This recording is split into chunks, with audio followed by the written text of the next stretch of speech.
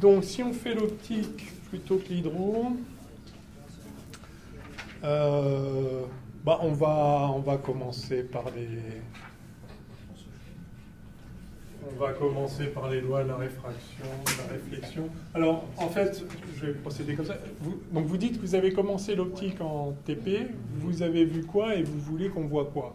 Là, on a les relations de conjugaison, grossissement. Voilà. Vous avez redémontré un peu tout ça, pas trop? Et ça, donc, ça serait bien qu'on y aille un petit peu. Et la d'accord. Et la Oui, il a tout, lui, il a tout. Moi, en fait, du bac jusqu'au master. D'accord. Et la construction des images aussi, vous avez fait? On en a fait une, hein, on a fait une randonnée, mais... Bon, on va peut-être commencer par le commencement, c'est-à-dire les lois de l'optique géométrique. Alors, on fera aussi de l'optique ondulatoire. Vous savez que la question de la nature de la lumière est une question qui s'est posée depuis l'aube des temps. Hein. Qu'est-ce que la lumière? Il fut même un temps où on pensait que le phénomène de la vision, c'était l'œil qui envoyait des rayons vers les choses pour les voir. Alors, on a compris plus tard que c'est en fait de la lumière qui est émise par les objets qui arrivent dans notre œil. Il y a des problèmes fondamentaux pour comprendre comment il est possible de former des images. L'œil est en fait un instrument d'optique qui permet de former des images, c'est-à-dire d'associer une direction d'arrivée de la lumière, donc en provenance d'un objet, à un point particulier sur le récepteur photosensible qui est la rétine. Donc on a une lentille, on fera le schéma de l'œil, on étudiera probablement, on va faire un ou deux exos sur l'œil et la façon dont l'œil forme les images. Mais donc vous savez tous que vous avez une lentille, on le présente comme ça, une lentille convergente typiquement. Vous avez un faisceau de lumière qui arrive, donc ça c'est le cristallin de l'œil. Et ce faisceau de lumière, donc, tous les faisceaux, enfin tous les rayons qui arrivent parallèlement vont donc converger sur un point sur la rétine. Et puis là, il y a une nerf optique qui va donner des informations au cerveau. Puis là, le miracle se produit. On arrive, la conscience prend conscience des choses. Ça sort de la physique. Et donc, à une direction correspond un point, et donc on peut former des images. Donc, on verra de manière plus générale comment on forme les images. Mais donc, j'ai déjà introduit là des éléments qui sont très mystérieux, qui est à savoir la notion de rayon. Alors, la notion de rayon lumineux est une notion approchée qui n'a pas de sens véritable. Je pense que vous savez qu'il est impossible d'isoler un rayon lumineux. Alors, la notion de rayon lumineux traduit une propriété apparente de la lumière qui est qu'elle se propage en ligne droite. Donc ça, c'est quelque chose d'important. Propagation rectiligne de la lumière.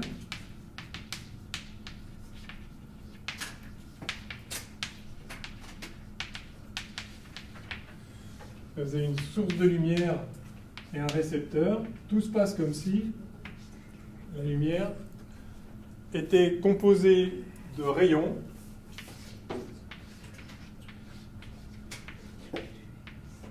émis rectilignement, radialement, d'où le nom rayon. Un rayon, c'est penser au rayon d'une roue de bicyclette, ça part du centre et ça va droit radialement. À l'opposé, en s'éloignant de la source. Mais je pense que vous savez tous que si vous cherchez à isoler un rayon, par exemple vous voulez sélectionner, vous mettez un cache ici pour sélectionner un rayon, eh bien ça c'est pas possible. Vous pouvez sélectionner un petit faisceau avec quelques rayons, mais si vous réduisez la taille du diaphragme ici, il y a un moment, au lieu de sélectionner un pinceau de plus en plus fin de lumière, vous allez commencer à générer un faisceau diffracté. En fait, le faisceau diffracté est là toujours, mais il devient, l'angle de diffraction devient particulièrement grand lorsque la taille du trou est petite. Et quand on dit petite, alors il faut dire par rapport à quoi? En fait,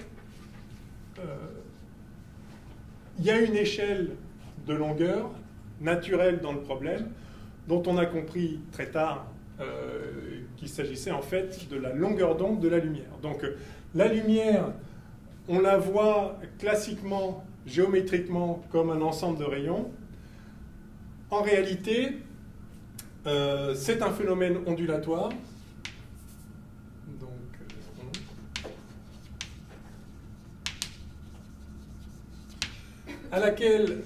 Auquel ce phénomène est associé donc une longueur d'onde.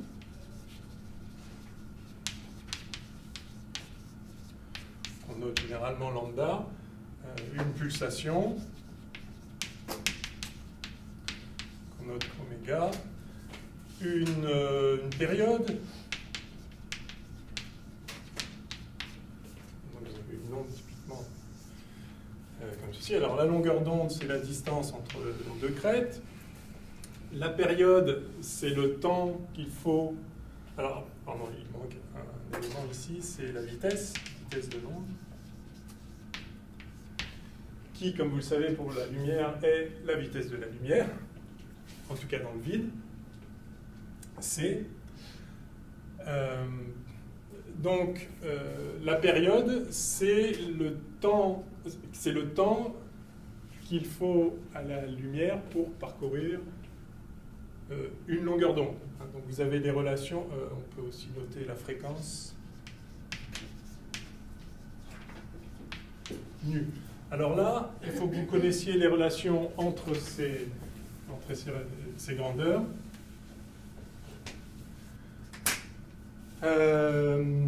Donc vous avez déjà, alors nu c'est 1 sur la période, donc ça se mesure en Hertz, c'est-à-dire en seconde moins 1, l'inverse du temps. Vous connaissez la fréquence des ondes lumineuses visibles? Ordre de grandeur? Combien?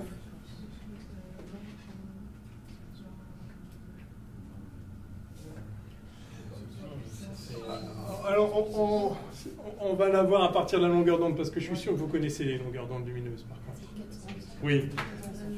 Longueur d'onde, alors d'onde visible,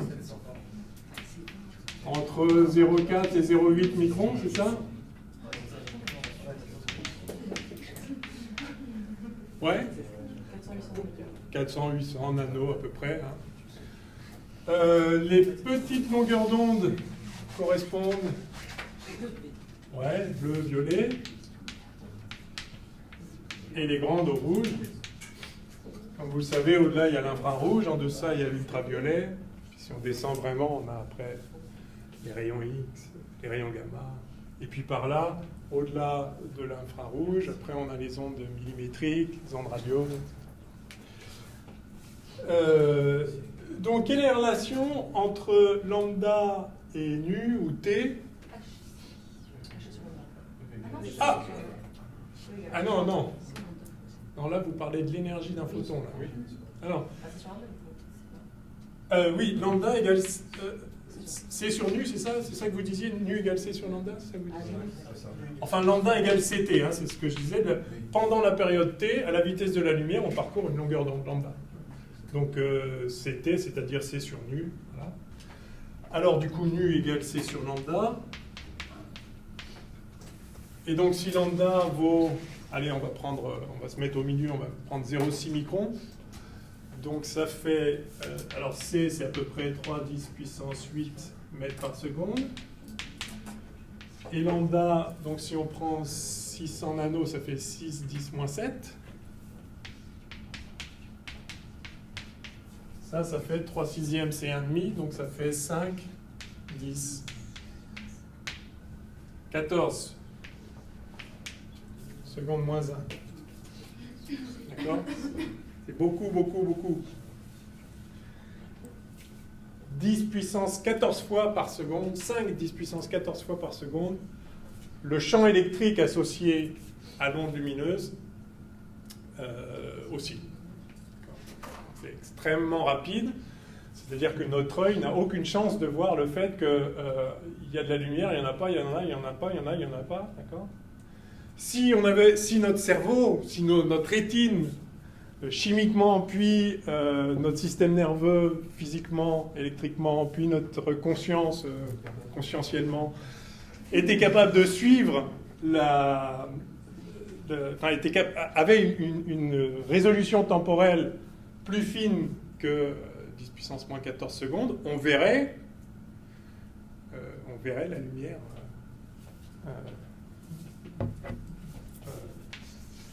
de la lumière, pas de lumière, ça c'est zéro, de la lumière, pas de lumière, etc. Sans parler du fait que, par exemple, on a aussi une fréquence d'émission liée à l'alimentation, etc. Ça, c'est un autre problème. Bon, mais ce n'est pas le cas, évidemment. On a une résolution temporelle, vous savez, de l'ordre du 20e de seconde à peu près. Hein. On ne détecte pas des variations plus rapides qu'à peu près un 20e de seconde. C'est pour ça quand on voit le cinéma, il y a 24 images par seconde, on a l'impression que c'est continu. C'est évidemment pas continu. Il y a une image fixe, puis une autre fixe, puis une autre fixe. On a l'impression d'un mouvement continu parce qu'on n'est pas capable de faire mieux que de faire des tranches, enfin de faire des arrêts sur image, en fait, à un certain nombre de fois par seconde. Bon, donc voilà la fréquence typique des ondes lumineuses.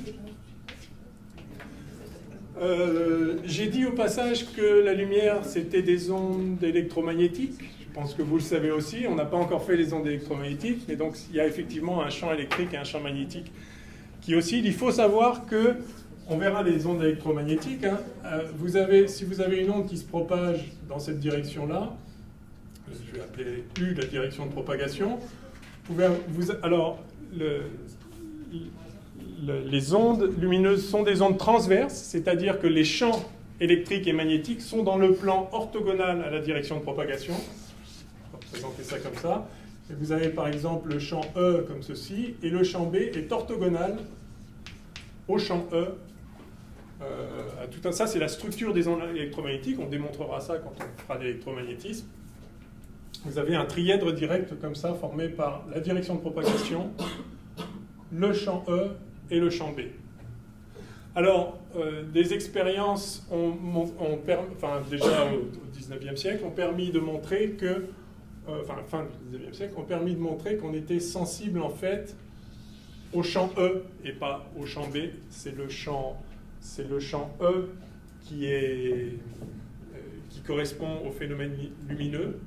Alors, simplement parce qu'en fait, ce champ E met en mouvement les électrons. Et donc, c'est lui qui est responsable du phénomène lumineux. Donc, sachez-le. Donc, j'ai fait comme s'il était évident que la lumière, c'était des ondes électromagnétiques. Vous savez que ça a pris énormément de temps à comprendre déjà que c'était des ondes. Hein. Il y a eu deux théories qui se sont opposées pendant longtemps. Est-ce que c'est des ondes? Est-ce que c'est des corpuscules? Newton pensait que c'était des corpuscules. Il a été montré grâce au phénomène d'interférence et de diffraction notamment qu'il n'y avait absolument aucun doute qu'il s'agisse des ondes, et on a même pu mesurer des longueurs d'onde et faire des phénomènes d'interférence caractéristiques des ondes. Donc la lumière est une onde. Avec le développement de l'électromagnétisme au cours du XIXe siècle, qui a culminé avec les équations de Maxwell, pour l'électromagnétisme, on a pu déterminer qu'il y avait des ondes associées aux phénomènes électriques et magnétiques et que ces ondes se propageaient à la vitesse de la lumière, d'où l'idée que les ondes lumineuses étaient effectivement des ondes électromagnétiques. Et Hertz en particulier a pu démontrer que c'était bel et bien le cas. Mais du coup, on a pu comprendre aussi, Hertz le premier, que si nous ne sommes sensibles, c'est-à-dire nos yeux, notre rétine n'est sensible qu'à des longueurs d'onde dans ce domaine de longueur d'onde, il y avait toutes les longueurs d'onde possibles existent dans la nature. Il n'y a rien qui fait que les seules ondes électromagnétiques qui existent sont celles qui ont ce type de longueur d'onde. Et donc il y a tout un tas d'ondes électromagnétiques non visibles mais qui sont, du point de vue de la physique, exactement identiques dans leur principe, dans leur propagation, etc., aux ondes lumineuses. Le fait qu'on les voit ou qu'on ne les voit pas ne change pas la physique de ces ondes électromagnétiques. Ok, alors donc, est-ce que ce sont des ondes, est-ce que ce sont des corpuscules? On a cru avoir fini régler le problème définitivement quand on a identifié la nature. La nature ondulatoire de la lumière avec les interférences et la diffraction. 2, en les identifiant physiquement à des ondes électromagnétiques. Mais vous savez que au début du XXe siècle, tout ça a été remis en cause par la découverte du photon. Associé évidemment à Einstein, avec en particulier l'effet photoélectrique.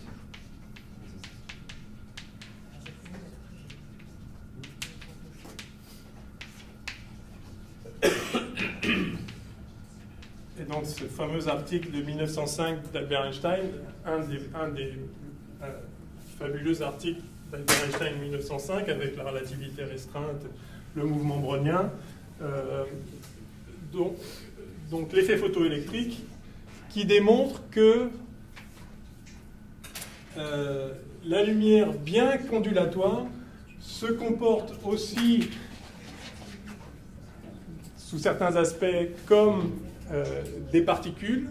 Alors pour comprendre vraiment ce qu'on a appelé un temps la dualité onde-corpuscule, qui n'est pas un bon terme et qu'il faut dépasser, pour comprendre vraiment ce qu'on entend par là, il faut faire de la physique quantique, qui n'est pas vraiment programme, sauf à travers la notion de photon. Je pense que vous devez savoir ce que c'est qu'un photon, c'est-à-dire un quantum de champ électromagnétique associé à une onde électromagnétique.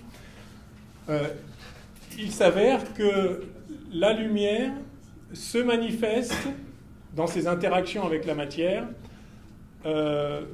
par quanta, c'est-à-dire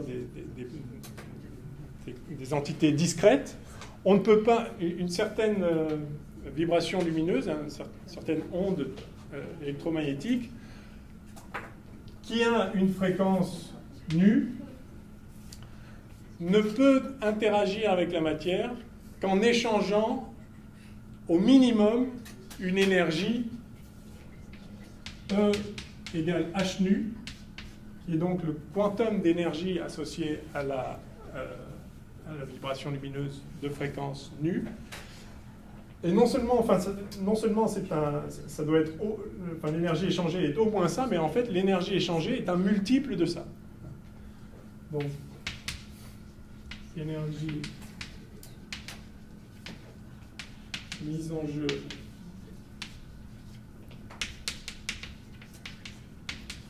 lors de l'interaction d'une onde lumineuse, d'une onde électromagnétique du coup, pas forcément visible. L'énergie mise en jeu lors de l'interaction d'une onde électromagnétique de fréquence nue avec la matière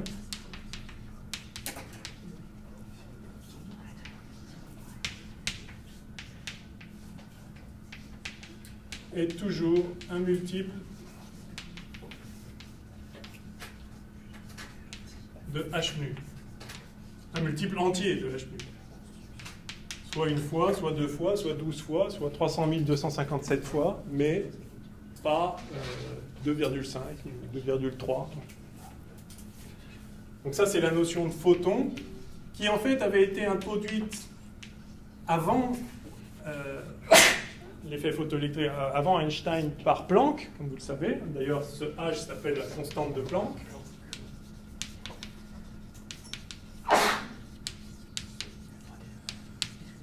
Et Planck a introduit cette quantification de l'énergie, donc ça s'appelle la quantification, cette quantification de l'énergie pour résoudre le problème de l'émission du corps noir. Vous avez entendu parler de ça? Peut-être vous avez même vu ça en thermo? Non? Bon. Donc ça c'est en 1900, très exactement, facile à retenir. pour résoudre un problème de divergence de l'émission d'un corps noir, Planck comprend que si on fait l'hypothèse que les seuls modes permis pour une onde électromagnétique de fréquence nue, c'est des modes ayant une énergie multiple de h nu, donc un certain nombre de fois h nu. Si on fait cette hypothèse, que Planck ne justifie pas, d'ailleurs personne ne la justifie, c'est juste un fait de la nature, mais après qu'on a pris en compte dans le cadre de la théorie quantique, si on fait cette hypothèse, alors on peut comprendre le spectre d'émission du corps noir et résoudre les problèmes profonds qui se manifestaient à l'époque. Oui ? C'est quoi la définition d'un corps noir ? Ah, un corps noir, c'est un corps qui absorbe toute la lumière qu'on lui envoie et qui, du coup, émet de la lumière simplement en raison de sa température. C'est-à-dire qu'en fait, c'est un corps pour lequel on a un équilibre entre la matière et le champ électromagnétique, donc la lumière. C'est-à-dire que c'est un corps qui est pleinement à l'équilibre thermodynamique, la lumière étant en équilibre avec la matière, oui c'est ça, et donc le fait qu'il ait une certaine température non nulle implique qu'il va émettre de la lumière suivant un spectre. Ouais, vous n'avez pas vu ça. Oui, c'est important. Donc le spectre de corps noir, si vous tracez en fonction de la fréquence, par exemple, la quantité de lumière émise, donc ça va être, si vous voulez, la densité spectrale. À fréquence nulle, il n'y a rien. À fréquence infinie, il n'y a pas grand-chose. Et entre-temps, ça fait un machin comme ça. Donc, n'importe quel corps, du fait de sa température, émet de la lumière. Et si ce corps est à l'équilibre thermodynamique, à une certaine température T, tous les corps, tous les corps qui ont une certaine température, quelle que soit la nature du corps, quelle que soit la forme du corps, si c'est un corps qui a la température T, il émet ce spectre-là. Alors, sauf évidemment si on l'éclaire et qu'il renvoie, qu'il réfléchit de la lumière qui vient dessus, auquel cas ça dépend plus que du corps, mais ça dépend aussi de par quoi on l'éclaire. Donc c'est pour ça que le corps noir, c'est le corps idéalisé qui absorberait tout ce qu'on lui envoie, et donc ce qu'il renvoie n'a rien à voir avec ce qu'il a reçu. Juste, il émet par lui-même, en raison de sa température. On peut montrer que si on écrit les conditions d'équilibre thermodynamique au sein du corps, comme les molécules bougent dans tous les sens, qu'il peut y avoir des transitions atomiques, qu'il peut y avoir de la lumière émise au sein du corps de 1000 façons. Donc, tout ce qui est possible de générer simplement du fait de l'équilibre thermodynamique est généré, en termes de lumière et toutes les ondes que vous voulez. Et donc, on peut montrer qu'à l'équilibre, le spectre est une certaine fonction qui dépend, donc, on peut l'écrire, c'est le spectre du corps noir. Bon, je ne vais pas l'écrire parce qu'il y a des termes que je ne connais pas trop, des constants bizarres. Enfin, ça fait un truc comme ça. Il y a une décroissance exponentielle à haute énergie, c'est-à-dire à haute fréquence.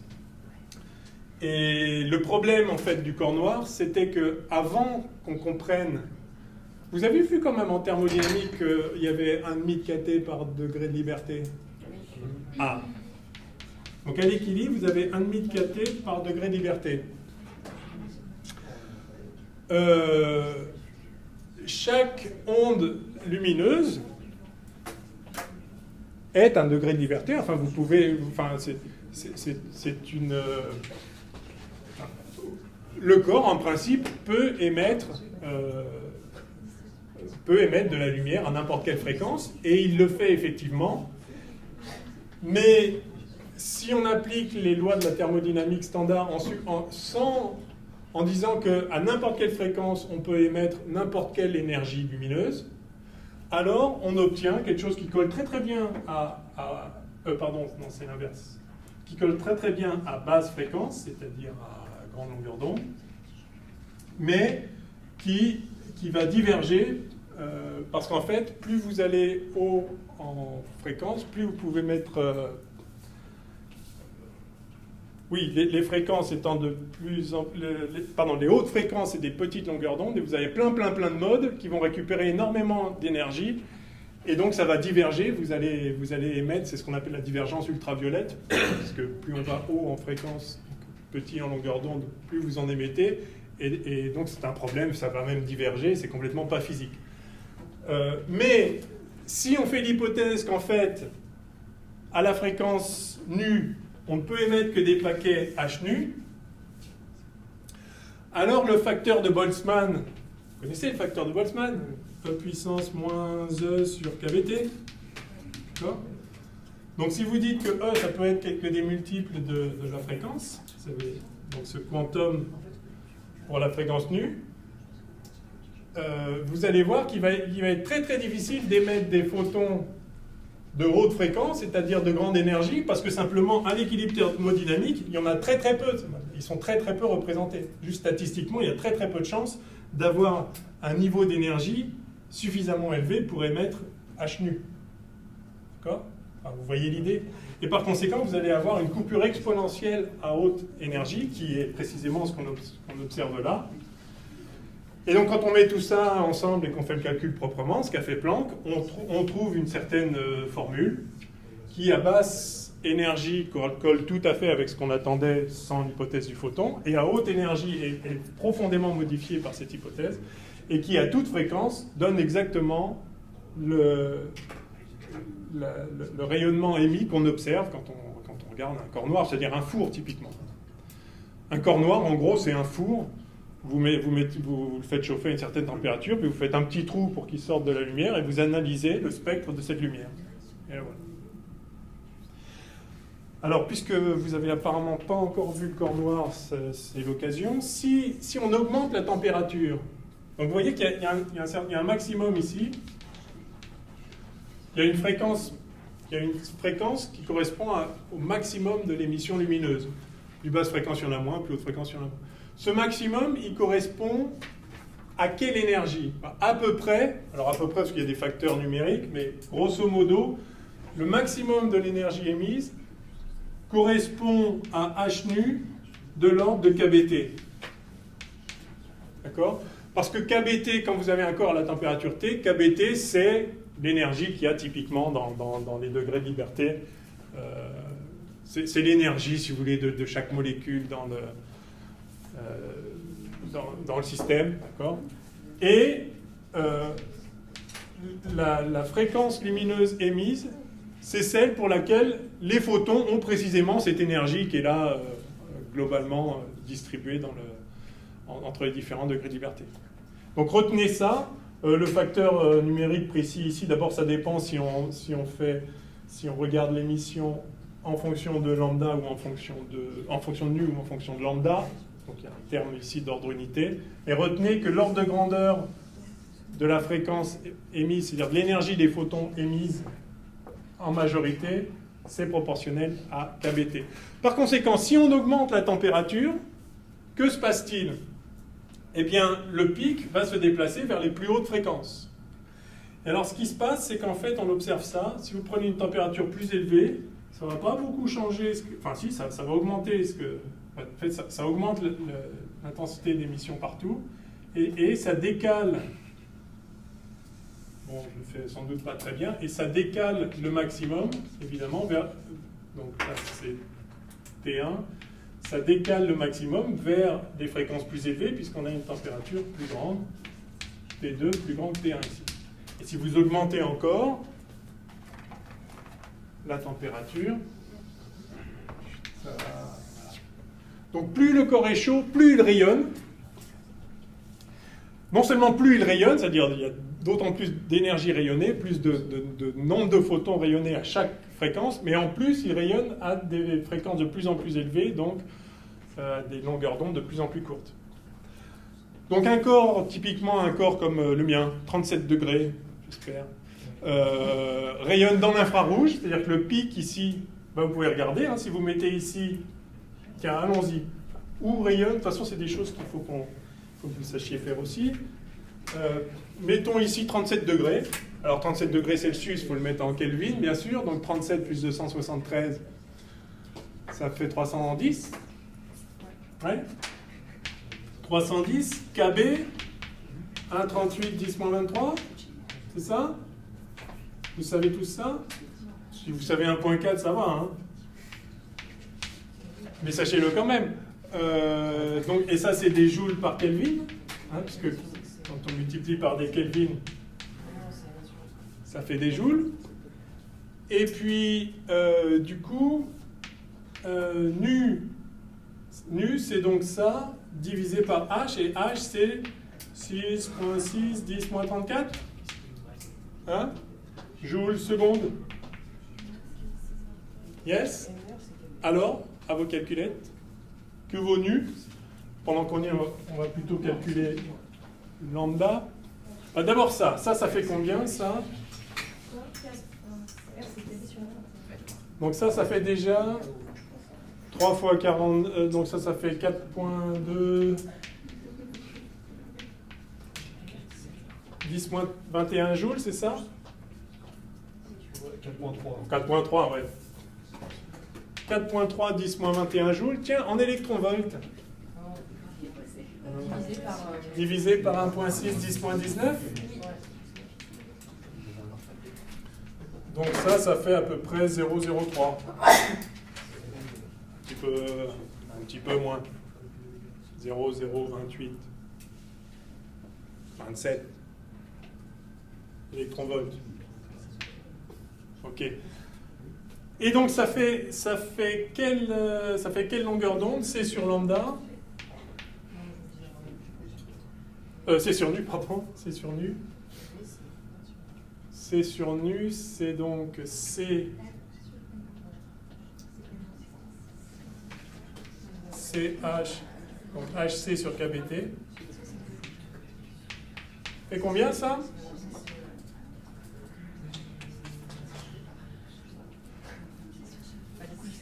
Alors, vous calculez là. 6,6, non? 6,6, 10 moins 34. Fois 3, 10, 8. Divisé par ça. Bon, allez, je vais le faire.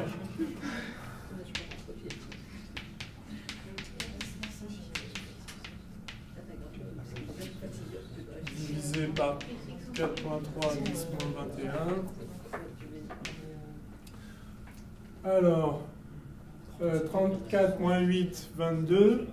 10 moins 22 sur 10 moins 21, ça fait 1.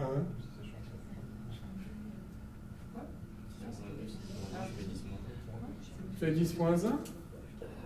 Non, ça va pas du tout. Pourquoi il n'y a pas de température? Ah si! Bah non, elle était là. Oui, mais dans votre calcul, elle n'y est pas. Si, j'ai mis directement ça là. C'est déjà KBT. Ça. Ah. 4,6 10 puissance moins 5. Combien? Ouais, moi aussi, c'est ce que j'ai. 4,6 10 puissance moins 5. Ah, ça me va bien ça. C'est bon, ça fait 450. Et c'est des mètres. Donc ça fait 46 microns ça.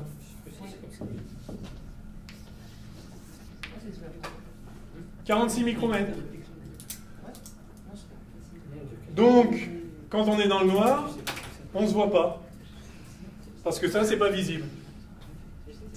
Mais si vous prenez une caméra infrarouge, parce que ça, c'est de l'infrarouge, ça.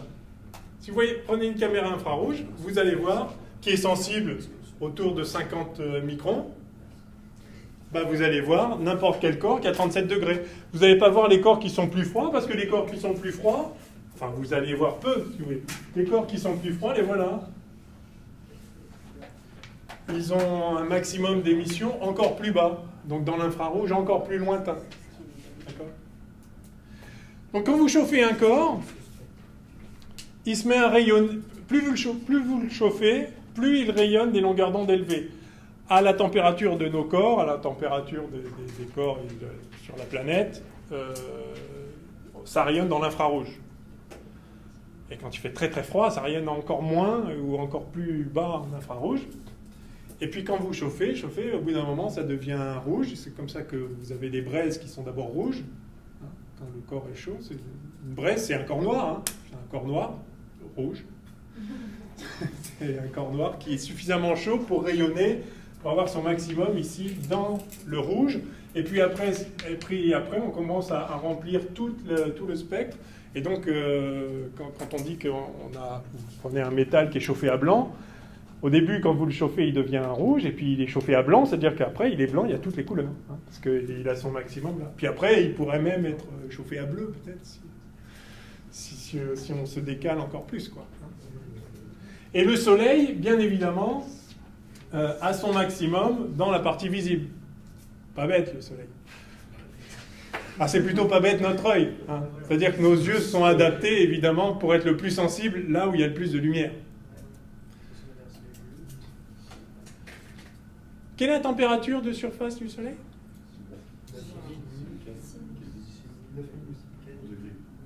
6000, 5007, 5008, 6000 Kelvin. 6000 Kelvin. À l'intérieur, c'est beaucoup, beaucoup, beaucoup plus. 15 millions, je crois. 15 millions. Bah, il faut allumer les réactions nucléaires quand même, hein, donc il faut chauffer. Hein. Alors tout ça, évidemment, c'est maintenu par les réactions nucléaires de fusion au cœur du Soleil. Hein. Vous avez de l'hydrogène, des protons, qui fusionnent pour faire de l'hélium, et c'est ça, cette réaction nucléaire, qui fournit l'énergie au Soleil, qui le chauffe, et qui fait qu'il rayonne. Le Soleil est un parfait corps noir. Sauf il y a un petit peu d'absorption dans ces couches périphériques. Il y a des atomes qui absorbent un petit peu de lumière dans certaines longueurs d'onde. Donc vous avez un corps noir, un très beau corps noir avec dedans quelques raies d'absorption, un peu de raies d'émission aussi, qui viennent du pourtour. Enfin, bon. Mais grosso modo, c'est un corps noir à 6000 Kelvin. Bon, alors on n'a toujours pas fait d'optique, mais on a parlé de la lumière quand même. Qu'est-ce qu'on disait? Pourquoi on parlait de tout ça? Ah oui, spectre de corps noir. Ah oui, donc des photons. Oui, donc est-ce que c'est une onde? Est-ce que c'est des corpuscules? Alors, c'est une onde, mais néanmoins, dans la façon dont cette onde, qui est en fait un champ quantique, interagit avec la matière, fait que les interactions sont quantifiées avec comme quantum pour une onde électromagnétique de fréquence nue, le quantum d'énergie H nu, où H est la constante de Planck. Vérifier la valeur, mais je crois que c'est 6 points, je ne sais plus combien, 6 quelque chose, 10-34, et c'est des joules secondes, de façon à ce que fois des secondes moins 1, ça fasse bien des joules. Ok? Bien. Alors,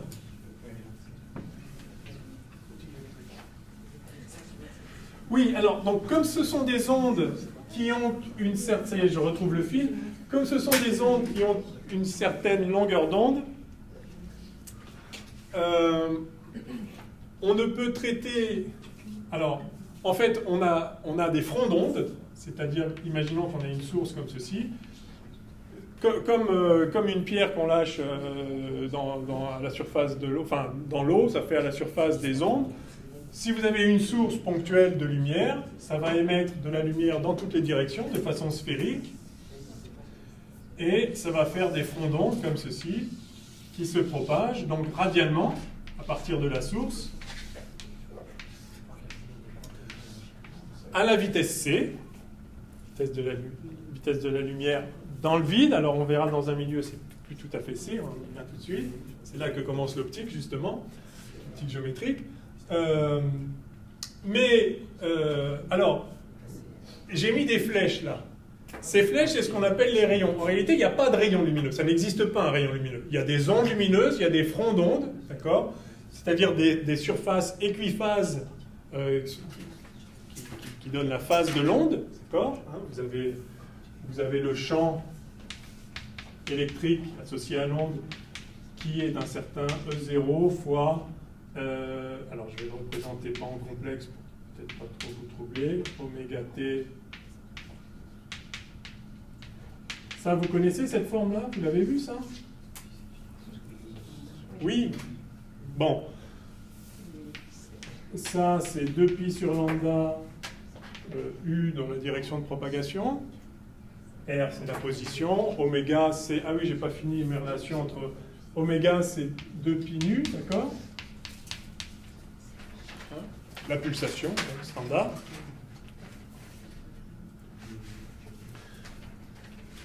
Donc, en chaque point de l'espace, il y a une certaine amplitude du champ. Ça dépend du point R aussi, d'accord? Et il y a une certaine phase de l'onde qui oscille avec le temps à la pulsation oméga, c'est-à-dire à la fréquence nu. Donc si vous mettez en un point donné, le champ il va osciller. Bon, ça c'est pour une onde monochromatique, c'est-à-dire avec une seule pulsation. Et de même qu'en électrocinétique, on a vu que n'importe quel signal oscillant périodique pouvait se décomposer par le théorème de Fourier comme une somme de sinusoïdes, de cosinusoïdes. De la même façon, puisque c'est un résultat mathématique, ça s'applique évidemment à n'importe quelle fonction oscillante, la vibration lumineuse, quelle qu'elle soit, peut se superposer, peut être décomposée comme la superposition de pulsations, de vibrations lumineuses à une pulsation donnée. Donc si on étudie ce qui se passe pour des ondes monochromatiques avec une pulsation, on peut en déduire la réponse la propagation de la lumière et la réponse de n'importe quel système physique à de la lumière qui serait une superposition de ces ondes-là. Donc, en général, on étudie des ondes monochromatiques, disons, pas nécessairement uniquement, mais monochromatique veut dire donc une seule pulsation, car vous savez que chaque longueur d'onde, ce qu'on appelle couleur correspond à une longueur d'onde particulière. En tout cas pour les couleurs pures, puisque évidemment vous pouvez combiner plusieurs couleurs pour faire une autre perception lumineuse qu'on appelle aussi couleur. Disons les couleurs pures, celles qu'on a par décomposition de la lumière à travers un prisme, sont des ondes monochromatiques avec une seule longueur d'onde, une seule pulsation, une seule fréquence.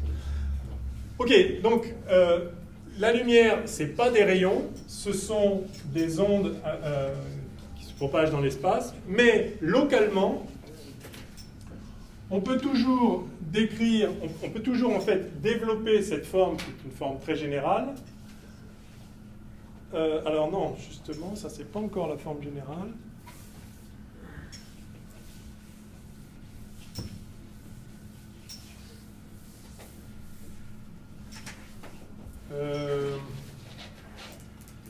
Je vais écrire ça comme ceci.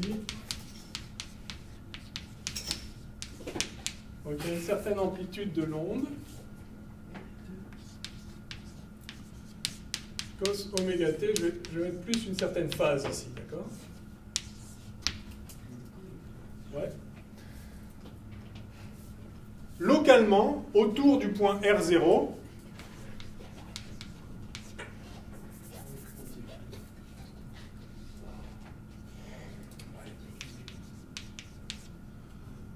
je peux écrire ça comme étant à peu près égal à E0 de R0, regarde autour d'un point, fois cos oméga t plus... Alors ça c'est la phase au point R, qui n'est pas forcément la même au point voisin, mais je vais faire un développement limité de cette phase. La phase au point R, je peux écrire la phase au point R0, plus, alors si j'étais à une dimension, j'aurais phi de x plus dx qui vont phi de x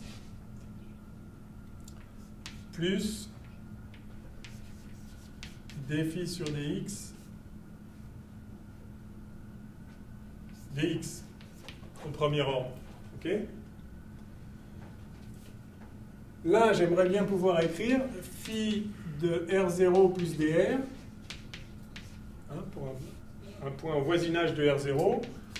Je voudrais pouvoir écrire une dérivée par rapport à la position R. Vous vous rappelez ce que c'est, cette dérivée par rapport au vecteur? C'est le gradient. Rappelez la définition du gradient. Dφ, pour n'importe quelle fonction phi, c'est gradient de phi scalaire dr. La variation de phi quand on se déplace de dr, c'est gradient de phi scalaire dr. Donc ici, on a plus gradient de phi au point R0 scalaire dr.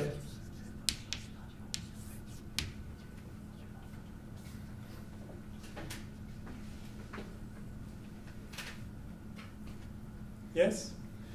Et donc ça s'écrit finalement en développement limité autour du point R0.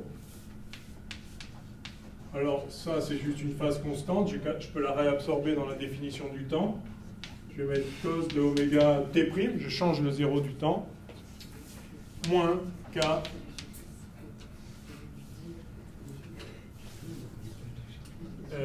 scalaire dr. dr, c'est r moins r0. Je vais plutôt écrire ça comme ça, excusez-moi. R moins R0. D'accord? Ce que j'ai écrit, je le mets là,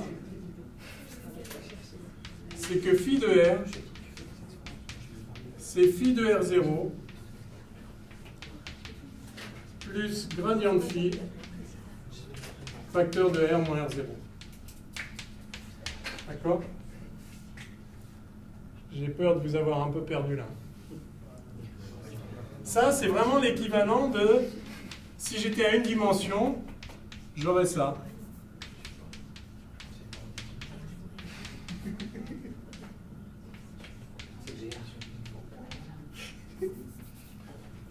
Ça vous choque pas à une dimension. À 3 dimensions, le gradient réalise précisément ça, puisque la variation de phi quand on se déplace de dr, c'est grade de phi scalaire dr. Donc quand on passe de R0 à R, on passe de phi de R0 à phi de R0 plus la dérivée, gradient de phi, fois R moins R0. C'est vraiment l'équivalent de cette relation-là.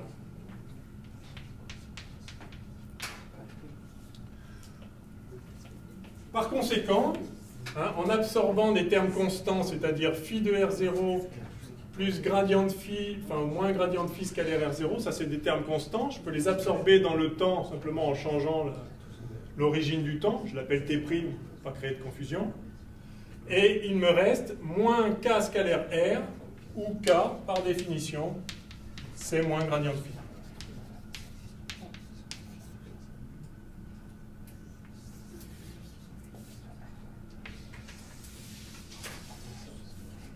Alors ça,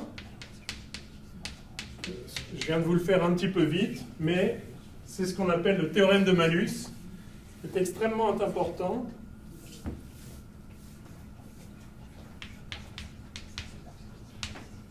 Il y a plusieurs théorèmes de Malus, mais celui-là, c'en est un, qui dit que, localement, n'importe quelle vibration lumineuse, et là j'ai pris n'importe quelle vibration lumineuse au départ, c'est juste il y a un champ électrique, qui vaut monochromatique. Hein. Mais si j'ai plusieurs, si c'est pas monochromatique, c'est juste des sommes de ça, donc ça, ce que je vais dire restera vrai. Donc je prends n'importe quelle vibration lumineuse avec une phase qui dépend, je ne sais pas comment, de la position, mais ça en dépend forcément. Donc n'importe quelle vibration lumineuse s'écrit comme ça, et bien localement autour d'un point R0 quelconque, j'appelle ce point-là R0 par rapport à ici, donc voilà R0, autour du point R0, cette vibration lumineuse qui est la plus générale possible s'écrit en fait comme ceci. Et là, vous reconnaissez une onde plane, monochromatique, progressive, avec pour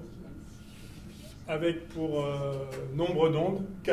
Ça vous parle les mots que j'ai prononcés là? Plane, monochromatique, progressive, vous avez vu ça? Donc, vous voyez, cette forme-là, elle est en fait totalement générale dès lors qu'on n'est pas loin, enfin dès lors qu'on s'intéresse à la structure de l'onde localement autour de n'importe quel point. Donc, où qu'on soit, on a localement affaire à une onde plane progressive. Mais évidemment, la structure globale n'est pas une onde plane progressive, nécessairement. Par exemple, là, c'est une onde, en fait, progressive sphérique. Mais localement, autour de chaque point, c'est comme si c'était une onde plane qui se propage, avec comme vecteur d'onde K qui vaut quoi? Donc le K, c'est simplement moins le gradient de la fonction qui donne la phase de l'onde en fonction de la position. OK? Alors, tout ça pour dire que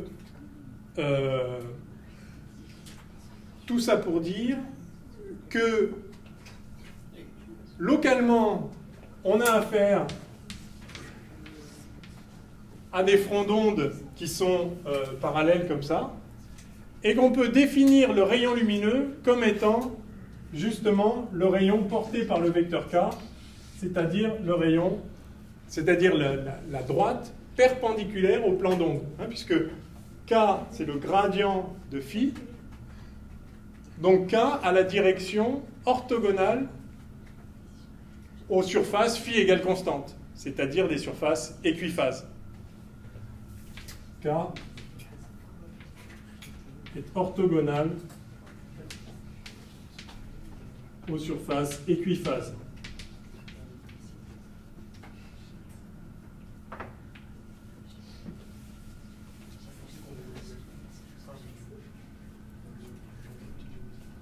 Yes?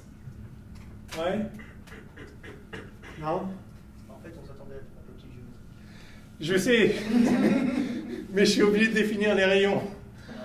Ah, on définit comme ça. Parce qu'un rayon, ça n'existe pas.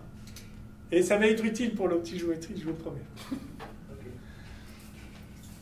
Non, il faut faire le théorème de Malus, et c'est lui qui permet de définir les rayons. À toute onde, il n'y a pas de rayon. Dans la nature, il n'y a pas de rayon lumineux. Ça n'existe pas, ça ne veut rien dire. Mais n'importe quelle vibration lumineuse peut être décrite en termes de rayons définis comme les lignes orthogonales aux surfaces équiphases. Donc, les rayons lumineux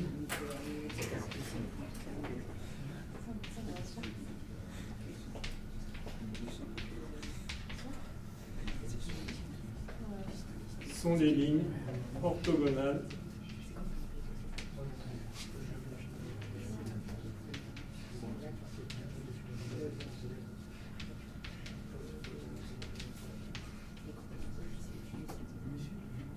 aux surfaces équiphases de l'onde lumineuse.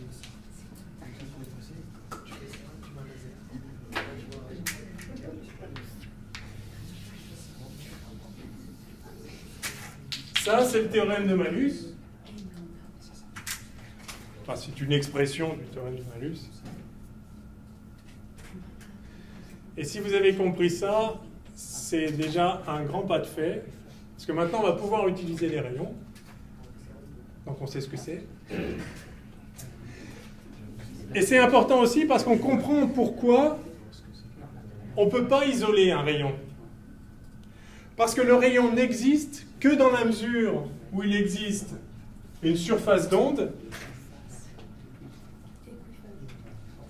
équiphase. Les rayons ne peuvent se définir que comme des orthogonales aux surfaces équiphases, mais si vous cherchez à isoler un rayon en restreignant la surface d'onde autour sur une taille qui est de l'ordre de la longueur d'onde, vous ne pouvez plus définir ces surfaces. Les rayons n'existent plus.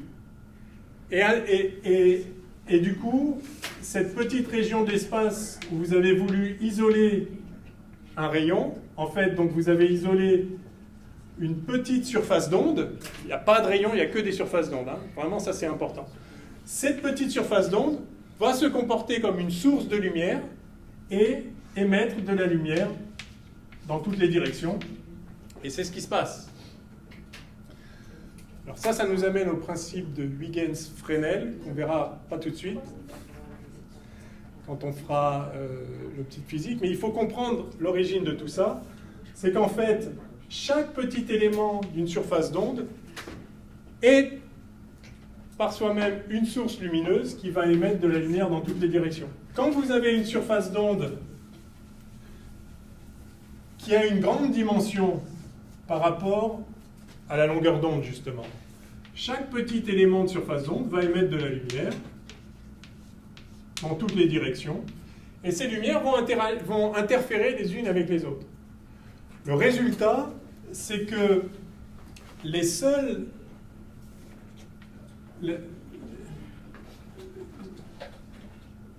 Le résultat de ces interférences de toutes les lumières émises par tous les petits éléments de la surface d'onde, c'est une surface d'onde.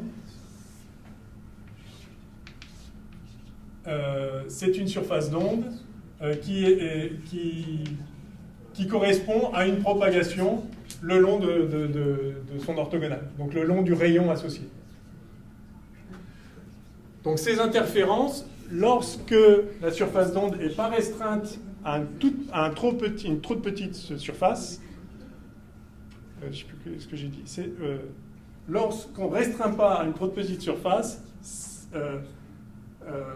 on peut effectivement raisonner en termes de rayons qui sont orthogonaux aux surfaces d'onde. Et c'est ça les limites de l'optique géométrique, c'est quand on travaille avec des surfaces d'onde plus grandes, beaucoup plus grandes que la longueur d'onde. Donc, le cadre de l'optique géométrique,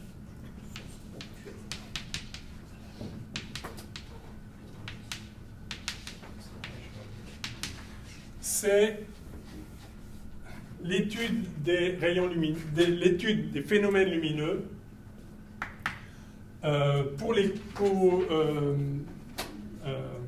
dans un cadre tel que la notion de rayon ait un sens, soit pertinente.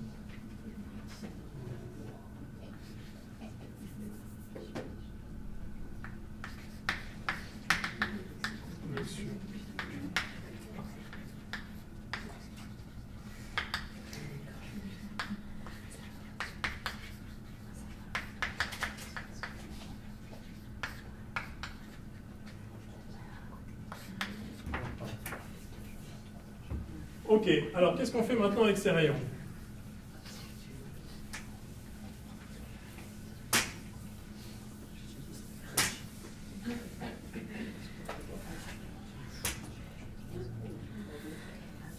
Alors,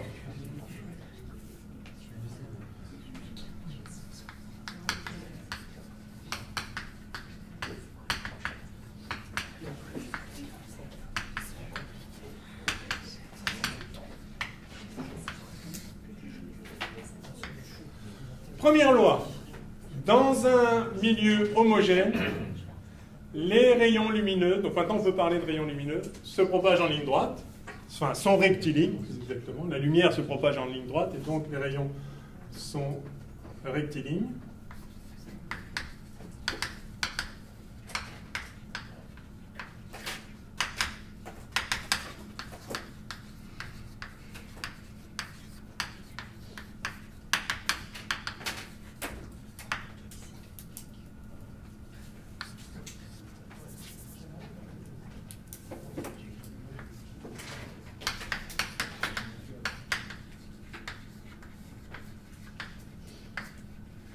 À l'interface entre deux milieux transparents, enfin, si ce n'est pas transparent, la lumière ne se propage pas, comme ça c'est réglé.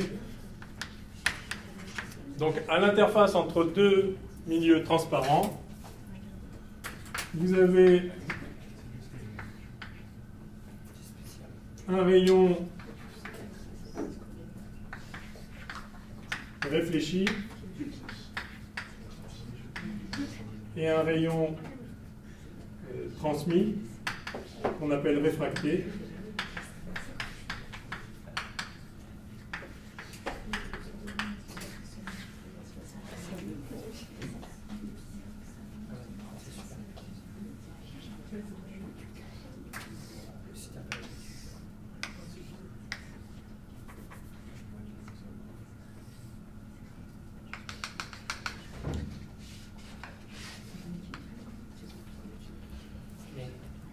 Ouais. Il ne faudrait pas dire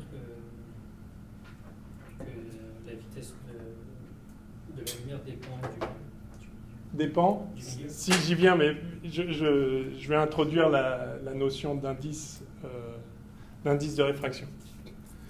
Alors, donc ça c'est rayon incident, ça c'est réfléchi et réfracté. Ouais.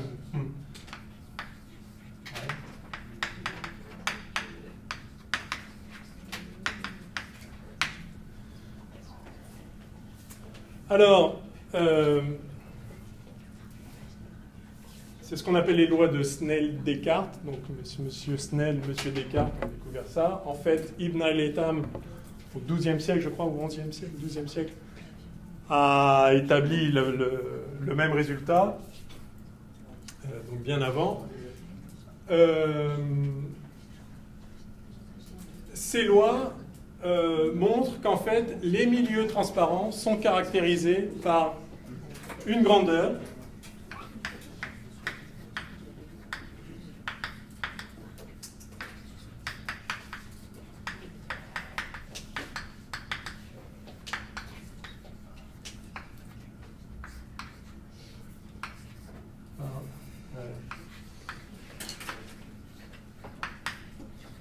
paramètre caractéristique, ben oui, caractérisé par ça, donc c'est un paramètre qui caractérise entièrement le milieu, qu'on appelle indice de réfraction.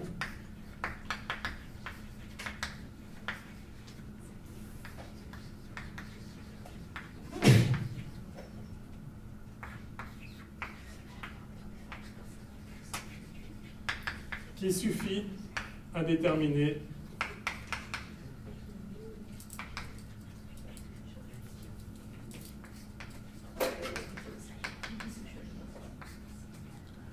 les lois de transmission des rayons.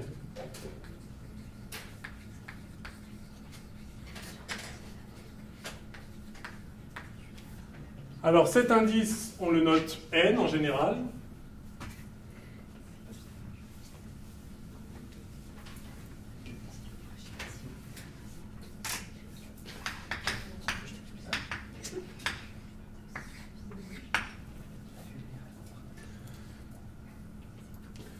Et à partir de cet indice, on peut écrire donc les lois de la réfraction, d'abord de la réflexion, il n'y a pas besoin d'indice, loi.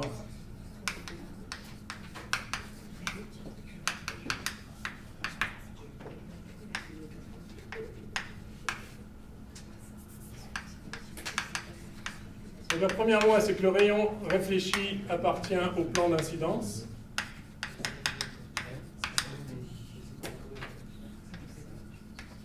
Et que l'angle de réflexion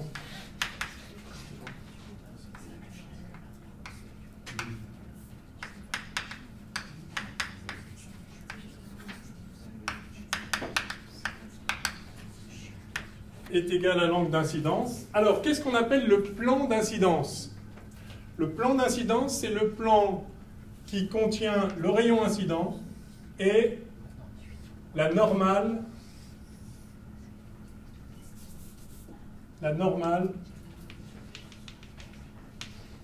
à la surface de séparation entre les deux milieux au point d'incidence. Donc ça, c'est le point d'incidence, si vous voulez.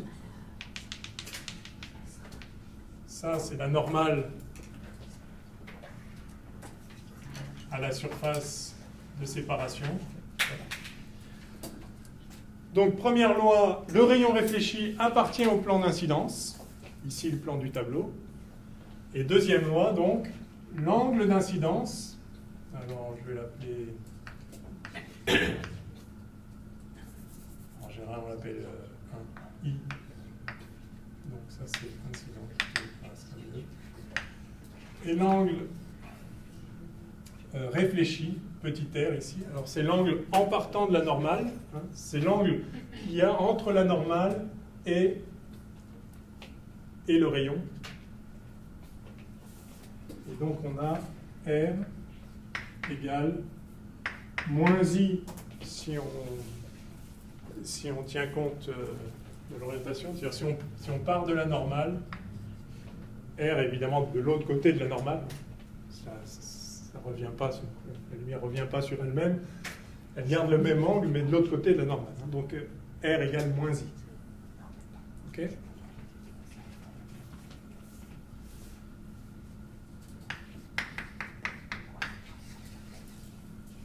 Ça. Et maintenant, la loi de la réfraction. Donc, vous voyez que la réflexion ne dépend pas de la nature du milieu. Si ici on a un indice N1 et ici un indice N2, la loi de la réfraction ne dépend pas de l'indice, de la réflexion, pardon. Pour la réfraction, on a à nouveau le rayon réfracté qui est dans le plan d'incidence.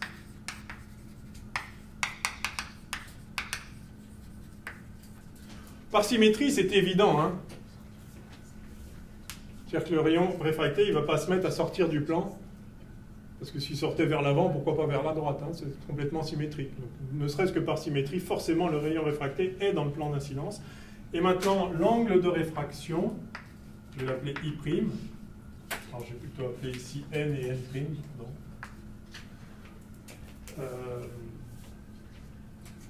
Vérifie N sinus I égale N' sinus I'. Voilà les lois dites de Snell-Descartes.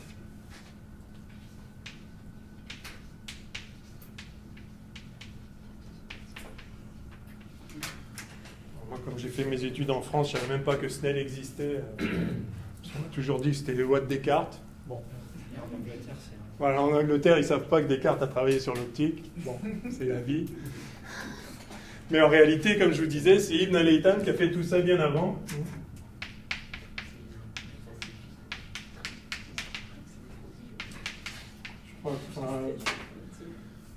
C'est Alhazen, c'est celui qui est connu par les latins sous le nom d'Alhazen. Donc un immense physicien du XIIe siècle, à l'époque où effectivement la science était complètement dominée par les Arabes. Je crois que c'est 12e ou 11e 12e 11e 12e. J'ai un petit doute, excusez-moi. Enfin bref, bien avant Descartes.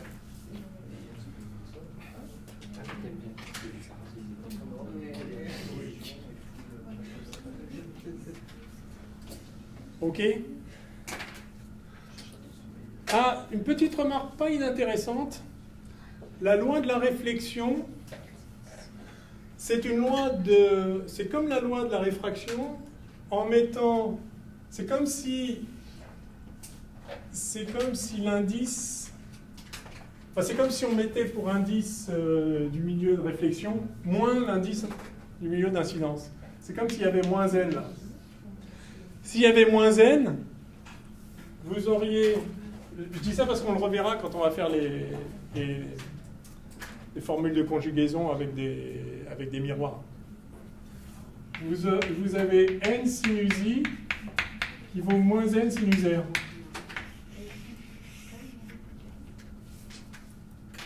D'accord? Donc c'est la même loi que la loi de la réfraction, mais avec comme indice moins n. Hein.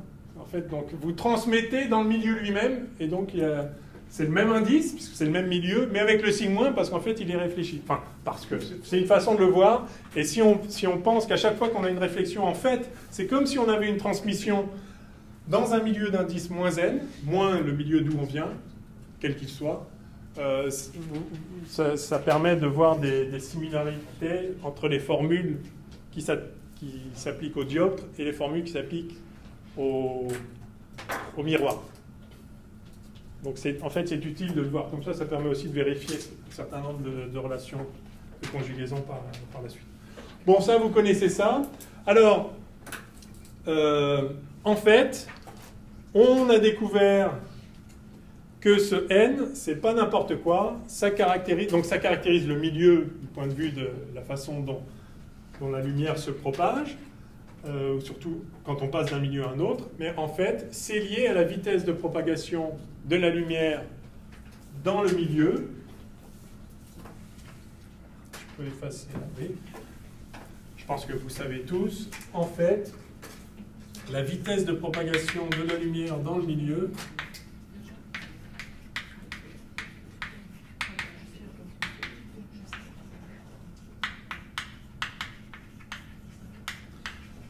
dans un milieu d'indice de réfraction n, l'indice n, c'est V égale C sur n.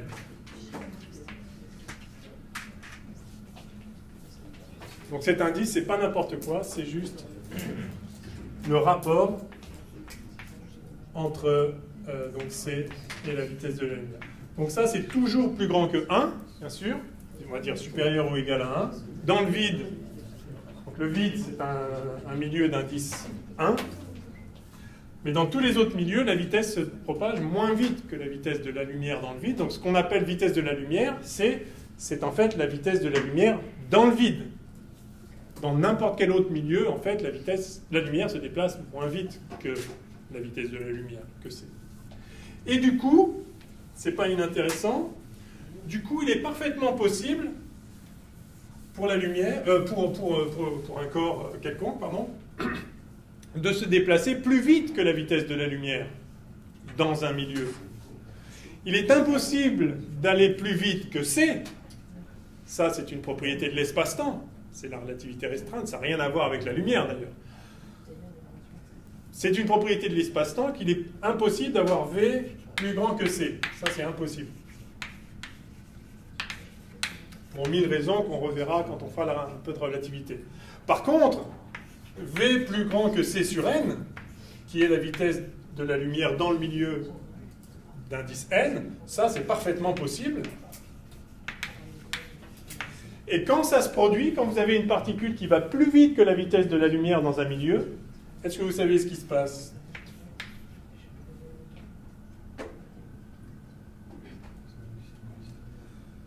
Quand une particule va plus vite que la vitesse de la lumière dans un milieu.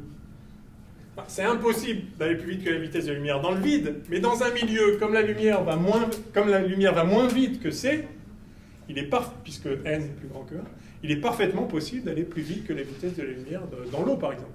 Dans l'eau, l'indice de l'eau, c'est quoi? 1,33. Hein? Donc, la vitesse de la lumière dans l'eau,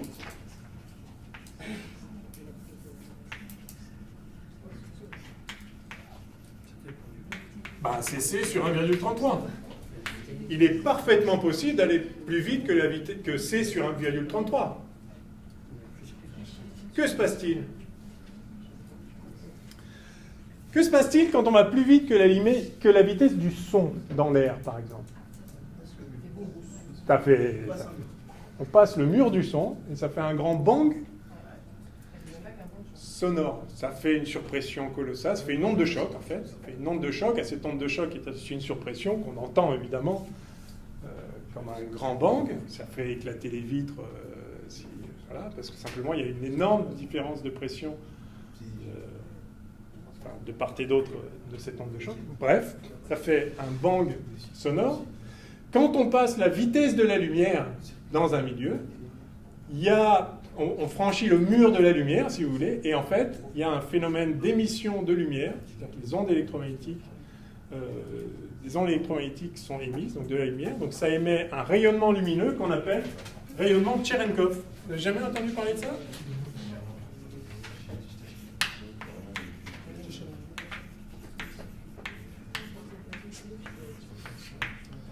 Rayonnement Cherenkov.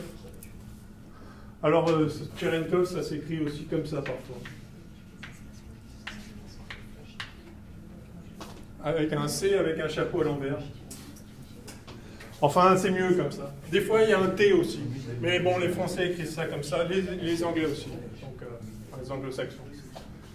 Vous n'avez jamais entendu parler de rayonnement Cherenkov? Non. Non. Vous avez déjà visité une centrale nucléaire?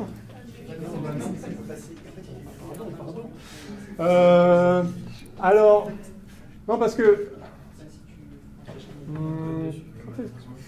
c'est très beau à voir, c'est un rayonnement dans l'eau, ça fait un rayonnement bleu magnifique.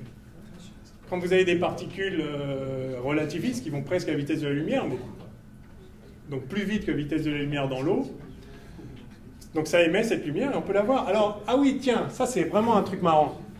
Savez-vous que les astronautes ont de temps en temps des flashs bleus dans les yeux? En fait, vous savez qu'il y a des rayons cosmiques qui se baladent partout. Nous, on est protégés par l'atmosphère. Mais les astronautes qui passent du temps, par exemple, en orbite, non protégés par l'atmosphère, se font irradier un petit peu. C'est pas formidable, mais enfin bon, ça va. Et de temps en temps, il y a une particule plus rapide que la vitesse de la lumière dans l'œil, qui passe dans l'œil et qui émet de la lumière Cherenkov, qui arrive sur la rétine, et il voit ça. Donc, donc si vous vous faites irradier, si vous voulez vous faire une expérience de physique intéressante, dangereuse mais intéressante, vous allez vous faire irradier. Non, vous prenez une petite source radioactive, vous la mettez près de l'œil. Non, ça risque de pas... Non. Non, faites pas ça, d'autant que ça va pas aller assez vite, en fait.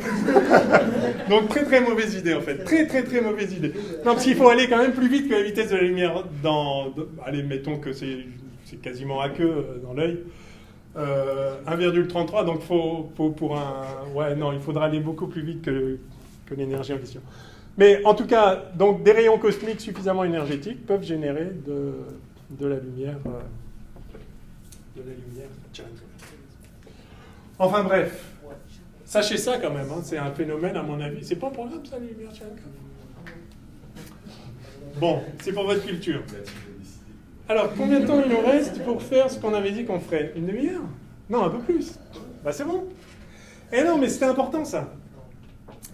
Ah, oui, théorème de Fermat, principe de Fermat.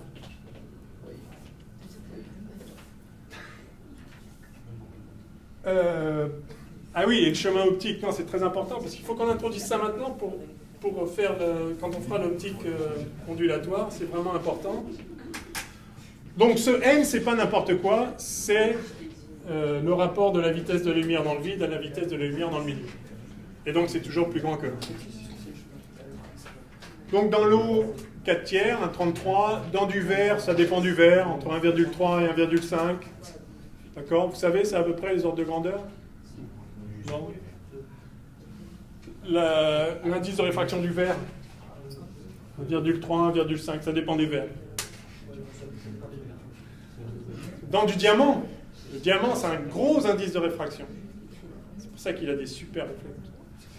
Des super 1,6 ou 7 même. Si ma mémoire est bonne. Par contre, l'air a un indice de réfraction quasiment égal à 1. C'est 1 plus 10 moins 4. D'accord? Parce que c'est quasiment du vide, en fait.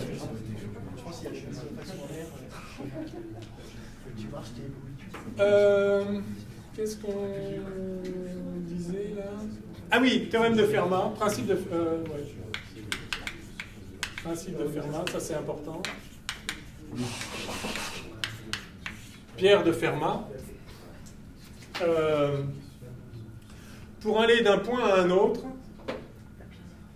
la lumière emprunte le chemin ayant le chemin optique le plus petit, le plus court. Alors, qu'est-ce que le chemin optique?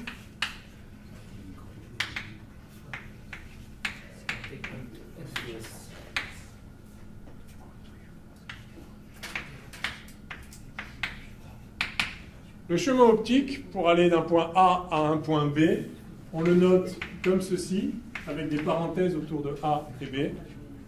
Et par définition, c'est la somme, c'est l'intégrale de A à B de n du point où on se trouve fois ds, où S, c'est l'abscisse curviligne le long du rayon lumineux. L'abscisse curviligne, ça vous parle? C'est la longueur, le long, c'est la distance parcourue à partir du point de départ, référence. Donc si ça, c'est un rayon lumineux qui va de A à B, on définit le chemin optique AB, avec des parenthèses, comme l'intégrale de n ds. C'est-à-dire, en fait, c'est la longueur du chemin, enfin, donc c'est le chemin, c'est la longueur de la trajectoire AB, mais pondérée par l'indice n. C'est-à-dire que quand vous avez un indice qui vaut 1,5, si vous déplacez d'1 cm dans un milieu où l'indice est 1,5, en fait, vous ne comptez pas 1 cm, vous comptez 1,5 cm. Vous multipliez la longueur par l'indice. Donc les parties à fort indice comptent plus que les parties à petit indice. D'accord ? Donc Fermat, absolument génialement, de façon vraiment, vraiment folle, a compris que la lumière empruntait toujours le chemin qui rend en fait, emprunte toujours le chemin optique le plus court. Pour aller d'un point A à un point B, si l'indice n'est pas le même partout, alors si vous êtes dans un milieu homogène, l'indice étant le même partout, ça va, si n ne dépend pas du point, ça va sortir, et donc le chemin optique AB, ça va simplement être, je vais écrire là,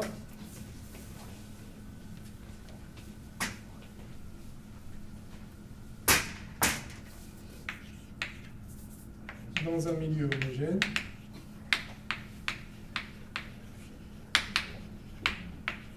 n égale constante, et par conséquent, le chemin optique AB, ça va être n, somme de ds de A à B, et donc ça va être n fois la longueur du trajet AB.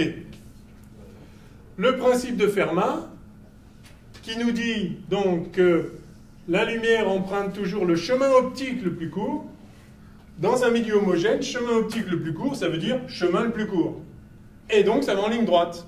Parce que le chemin le plus court pour aller d'un point A à un point B, sauf erreur, c'est la ligne droite. Donc le principe de Fermat, dans un milieu homogène, il permet de retrouver que la propagation de la lumière est rectiligne, dans un milieu homogène.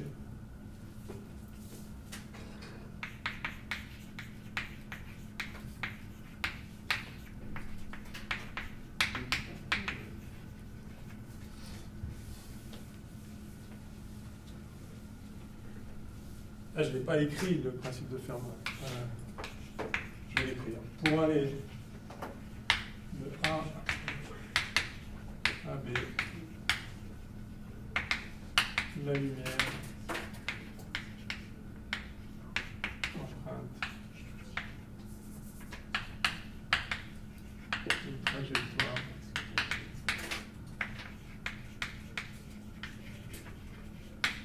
correspondant au chemin optique le plus court.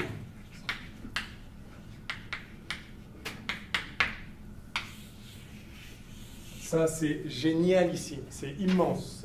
Cette intuition qu'il a eue, c'est complètement fou, parce que finalement, toute la physique moderne, avec le principe de moindre action, est exprimée dans ces termes-là, en fait. C'est vraiment, vraiment fabuleux. Bah, Fermat, 1600... Exactement ce principe-là, je ne sais pas. On va dire 1650 pour taper à peu près au milieu. Wikipédia. Ouais, merci. La dernière fois que j'ai lancé le défi, je me suis gouré d'un siècle, vous vous rappelez? 1600 combien? 65, c'est ça. Ah. Vous voulez quoi, le principe de Fermat? Ah, le principe de Fermat.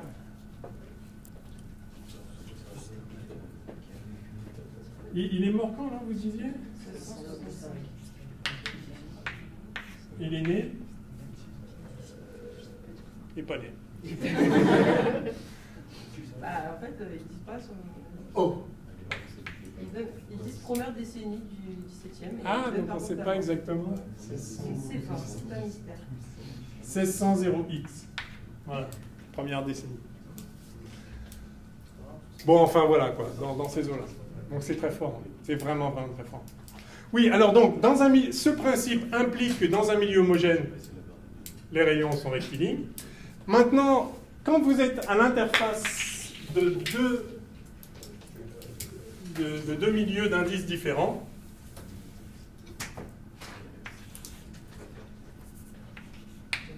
N1, N2, si vous voulez aller d'un point A à un point B, alors ouais, donc si vous allez tout droit, Alors, supposons que N2 soit plus grand que N1. Si N2 est plus grand que N1, ça veut dire que V2, la vitesse de la lumière dans le milieu 2, est plus petit que V1. Puisque la vitesse, c'est C sur N. Si l'indice est plus grand, la lumière se déplace moins vite. Par où il faut passer, qualitativement, par où il faut passer pour minimiser le temps de parcours de A à B? Il faut être plus sur N1 que... Vaut mieux passer un peu plus de temps là où on va plus vite. Donc, vaut mieux rallonger un peu le trajet pour avoir une distance plus courte là où on va moins vite. Alors, il ne faudrait quand même pas aller jusque-là. Parce que minimiser la distance dans le milieu où on ne va pas vite, ce serait venir taper ici et puis finir comme ça. Mais il y a sans doute un compromis entre les deux. Si vous calculez ce compromis, juste en disant, vous calculez le temps que ça met, faites la somme des temps pour aller de là au point d'incidence, plus de là à là, et donc vous écrivez tout ça, et vous cherchez le minimum, et vous allez voir qu'il faut taper exactement au point, tel que l'angle ici, I1, et l'angle ici, I2, sont reliés par les lois de la réfraction, sinus Y égale sinus Y. Donc, ce principe-là, qui est un principe qualitatif, la lumière minimise le chemin optique. Minimiser le chemin optique, soit dit en passant, ça veut dire minimiser le temps de vol. Parce que, réécrivons le chemin optique, AB. AB, c'est somme des N ds. Ou des L, enfin ds le long de... N, c'est C sur V. D'accord?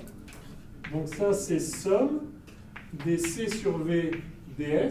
C, c'est une constante, la vitesse de la lumière dans le vide, fois ds sur V. Mais ds sur V, de A à B, hein, on est d'accord.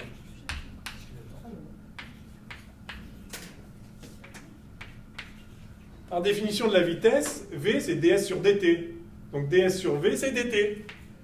Donc ça, c'est somme de C, enfin c'est C somme de A à B de dt. Et c'est donc C fois le temps de parcours pour aller de A à B. Donc minimiser le chemin optique, Fermat ne savait pas ça. C'est après qu'on a compris que l'indice de réfraction, c'était le rapport entre la vitesse de la lumière et la... Hein, on ne savait même pas qu'il y avait une vitesse de la lumière finie à l'époque. D'accord?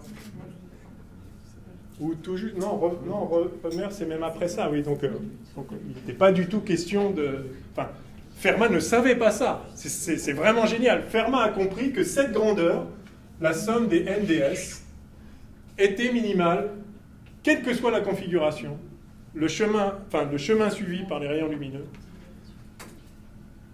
c'est celui qui minimise AB. Et une fois qu'on sait qu'en fait, N, ce n'est rien d'autre que C sur V, alors en fait on comprend que c'est le chemin qui minimise le temps de parcours. Donc, ce principe implique que dans un milieu homogène, on a une propagation rectiligne, que quand on a une interface entre deux milieux homogènes, en fait le rayon lumineux est réfracté avec les lois de la réfraction. Ceci est une conséquence directe de ça. Ça se démontre à partir de ça trivialement, il suffit d'écrire. Et ça contient aussi les lois de la réflexion, soit dit en passant, puisque si vous avez un miroir comme ça, vous voulez aller de A à B. Alors évidemment, vous pouvez aussi aller tout droit, mais si vous voulez passer par le miroir, alors parmi tous les chemins possibles qui viendront taper sur le miroir, il y en a un qui est plus court que les autres. Lequel est plus court que les autres? En fait, une façon géométrique de le voir, c'est de prendre ici le symétrique de A par rapport au miroir et de voir que ce chemin-là et celui-là, c'est le même. Par symétrie.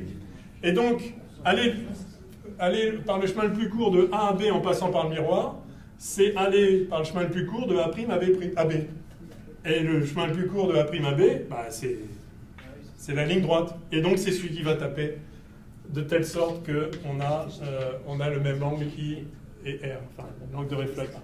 Bref, de la même façon, on peut démontrer que la loi de la réflexion, angle d'incidence égale angle de réflexion, est une conséquence directe du principe de Fermat. Donc avec ce seul principe, en fait, on peut déterminer la propagation des rayons lumineux dans toutes circonstances, y compris lorsqu'on a une variation continue de l'indice. Et ça, c'est très important si vous avez des exercices avec des mirages, des trucs assez classiques aussi au CAPES. Je vais mettre ça où? Je vais mettre ça là.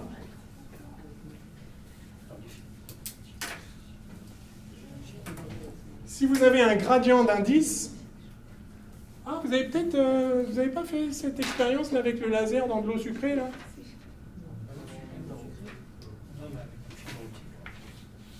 Avec une fibre optique? Ah oui, oui. Je ne vais pas en parler tout de suite. Commençons par de l'eau sucrée. Vous prenez de l'eau, ça c'est une expérience que vous pouvez faire ici. Hein. Vous prenez un petit bac d'eau comme ça, un petit aquarium, et puis vous le saturez de sucre. Vous mettez du sucre, d'accord? Vous mettez plein de sucre, et donc il va se dissoudre, d'accord? Donc ça reste transparent, hein, l'eau sucrée. D'accord? Simplement, vous allez avoir un gradient d'indice, c'est-à-dire que la solution... La concentration en sucre va être plus grande en bas qu'en haut, et l'indice va être plus grand en bas qu'en haut. Je crois. Vous avez un gradient d'indice comme ceci. D'accord. Et maintenant, si vous envoyez un rayon laser horizontal comme ça, si le milieu est homogène, ça va tout droit. Mais si le milieu n'est pas homogène, en fait, le rayon peut aller d'ici à là, non pas en faisant ça, mais en faisant ça.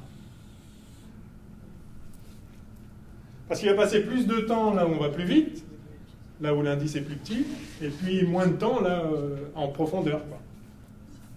Et ça, vous pouvez l'observer. Vous le faites et vous allez voir le rayon qui se courbe. Donc là, c'est comme si vous aviez, si vous voulez, on pourrait le traiter avec les lois de la réfraction en prenant une infinité de petites couches les unes après derrière les autres avec des indices différents, avec des petits sauts discrets d'indices. En réalité, il y a une variation continue de l'indice et le principe de Fermat permet parfaitement de résoudre cette trajectoire. C'est aussi le phénomène du mirage. Quand vous voyez en fin d'après-midi bien chaude, là, où vous avez le soleil qui a chauffé le bitume pendant toute la journée, et que vous avez l'air très très chaud au voisinage de la route, très très chaud, très peu dense, vous avez un indice de réfraction qui est beaucoup plus faible, qui est plus faible, d'accord, parce qu'on est un peu plus près du vide, si vous voulez. Par conséquent, vous avez en fait une courbure des rayons. Vous voyez que la courbure, elle va dans le sens, hein, le rayon de courbure est du côté des indices élevés, pour minimiser le temps à grand indice. Ben là, c'est pareil. Si vous avez ici, je sais pas, vous avez un arbre, là. Il est beau mon arbre. Et puis là, vous êtes là. Vous êtes beau aussi. La lumière, pour aller de l'arbre à vous, alors elle peut faire ça c'est sûr, mais elle peut aussi passer par la route et faire ça.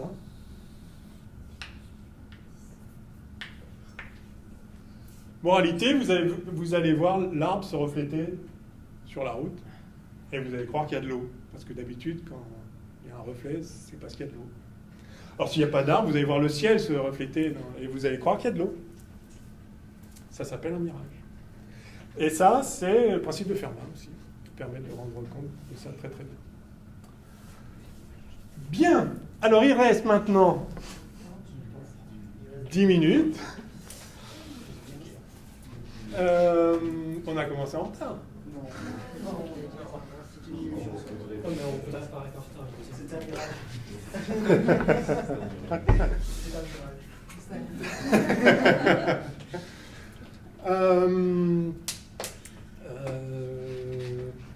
eh bien, on va parler des lentilles. Concave, convexe. Allez, des lentilles. Alors, on va commencer les lentilles dans les conditions de Gauss.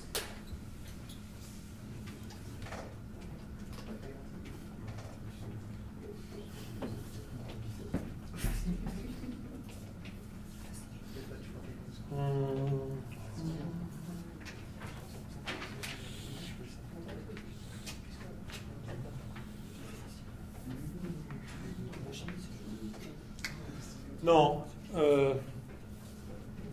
Peut-être qu'on fasse la lame à face parallèle d'abord. Lame à face parallèle. Bah, c'est une lame à face parallèle. Merci. Je savais que ça vous ferait plaisir. Allez, bon. Une lame transparente d'indice N à face parallèle d'épaisseur E. Et puis on envoie un rayon là-dessus.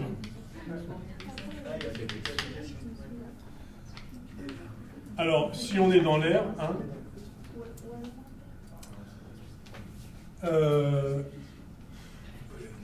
donc on arrive avec un angle θ comme ceci. Une première déflexion. L'angle ici, ça va être, je vais l'appeler phi. Alors que vaut phi? Alors les lois de la réfraction ici vont me permettre d'écrire que n sinus phi est égal à sinus θ, hein, puisque l'indice de l'air, je considère que c'est 1. L'indice de R, il est 1 tout le temps, sauf quand on s'intéresse à des variations au sein de l'air lui-même, avec différentes températures, comme dans le cas du mirage. Parce que sinon, l'indice de l'air est tellement plus petit que n'importe quel indice de milieu transparent standard. En général, on suppose que c'est... Enfin. Donc on a n sinus phi qui vaut sinus θ. Bon. Et puis le rayon ensuite ressort ici.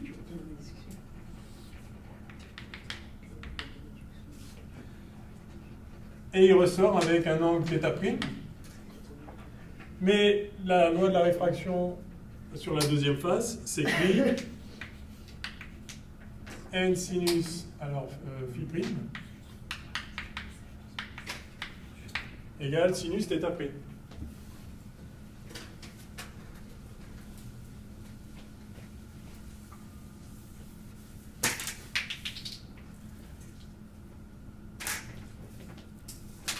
Sauf que phi égale phi', je vais grossir la lame à face parallèle. Alors vous remarquez, quand on va d'un milieu d'indice petit à un milieu d'indice plus grand, le rayon se rapproche de la normale. Hein? Si n est plus grand que 1, n est toujours plus grand que 1, vous avez sinus phi qui est donc plus petit que l'autre, et donc phi plus petit que θ. Donc on a ici phi. Et évidemment, si ce sont des lames à face parallèle, phi' va être égal à phi. Parce que phi' c'est l'angle entre le rayon ici et la normale à la face. Si cette face est parallèle à celle-ci, alors cette normale est la même que celle-ci, donc phi' égale phi. Donc si phi' égale phi, et bien θ' égale θ.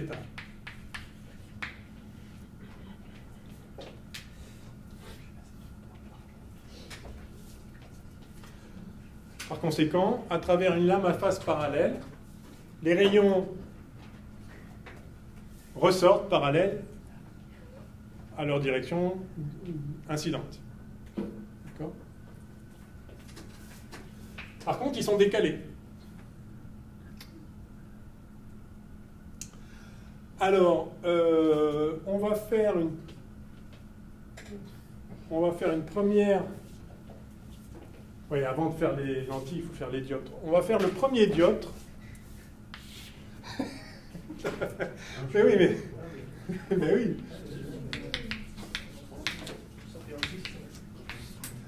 Les lentilles, on va les faire jeudi.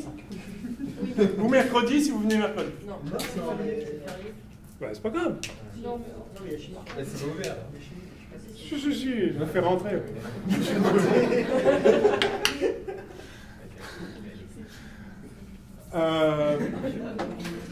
Alors, un dioptre.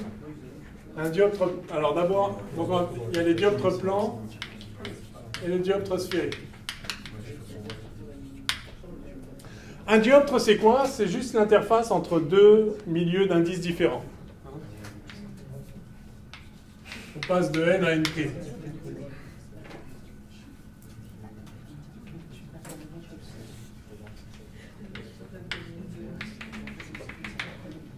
Donc un dioptre plan, c'est juste une séparation plane entre un milieu d'indice n et un milieu d'indice n'.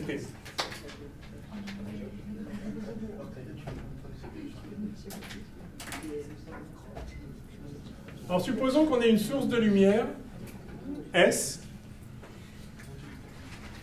qui émet de la lumière, de façon sphérique, enfin de façon radiale, comme ceci.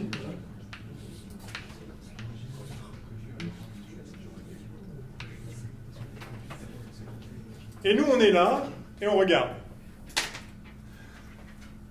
Quel est le devenir de ces rayons? On n'a même pas fait la réflexion totale. Non, ça c'est un fragment. Si, en fait, on l'a fait presque. Presque avec le. Ouais, Avec L1 aussi. ouais, c'est bon, vous connaissez ça, c'est pas la peine. Ah si, vous avez fait la réflexion, vous avez fait L, sinus. Oui, mais j'ai pas montré qu'il y a un certain angle au-delà duquel il n'y a plus de rayons transmis. Ah oui. Mais bon, vous savez ça. Enfin, on va le revoir au passage. On va le revoir là, tiens. Donc on passe de n à n'. Que fait ce rayon-là? Alors, j'appelle O le point là, le projeté orthogonal de S sur le dioptre. D'accord? Et je m'intéresse à un rayon qui vient ici taper au point I. Alors je vais supposer que n, par exemple, est plus grand que n', dans un premier temps.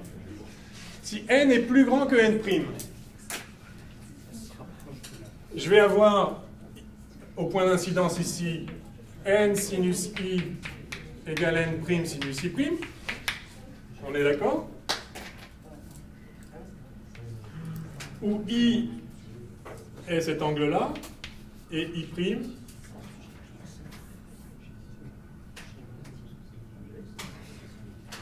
si n est plus grand, I va être plus petit, donc voilà. Donc I' va être comme ceci.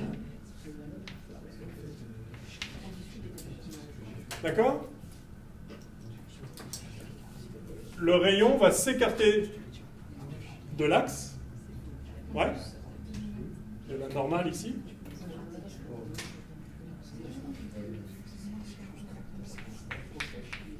I' plus grand que I.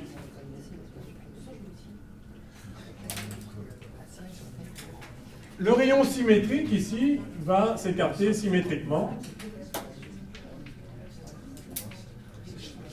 Ces deux rayons, si je les prolonge, vont se couper sur l'axe ici. D'où ont l'air de provenir ces deux rayons, si je les prolonge là. Si moi je mets mon œil ici, là, si je regarde d'ici, je vais avoir l'impression que le rayon, il ne vient pas d'ici, mais il vient de là. D'accord? Je vais l'appeler S' cette source-là. Est-ce que je peux calculer la position de ce point-là? Oui, c'est juste de la géométrie. Donc, alors si j'appelle, je vais appeler, je l'appelle comment cette distance? X, X. Soit X, la distance entre S et le point O, c'est-à-dire le plan, le dioptre.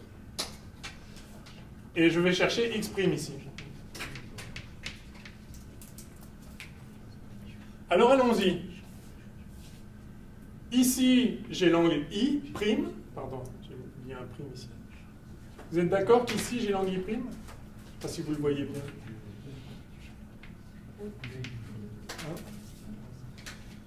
Et je vais avoir... Et là, j'ai l'angle I.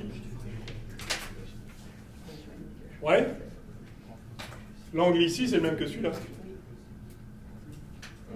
C'est l'angle d'incidence. Donc, je peux écrire... Donc, si j'ai n, je réécris juste n sinus i égale n prime sinus i prime.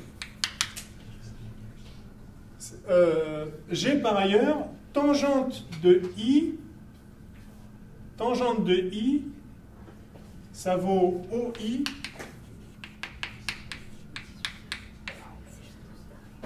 sur SO.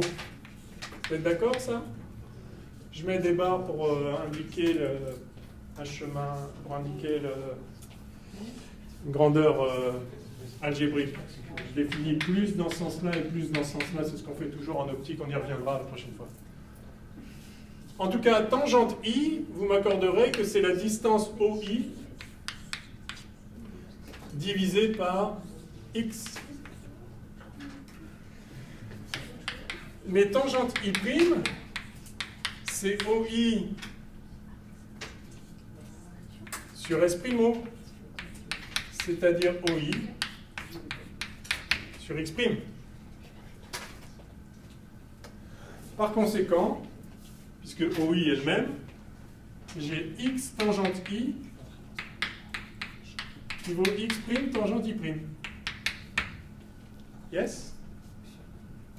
Et là, tour de magie, condition de Gauss, on va s'intéresser aux angles qui sont peu inclinés par rapport à l'axe.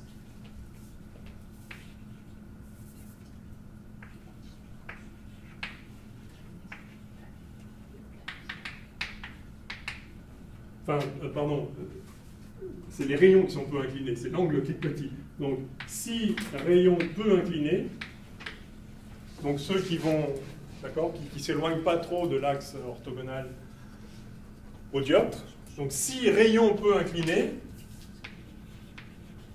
alors angle I et I' petit,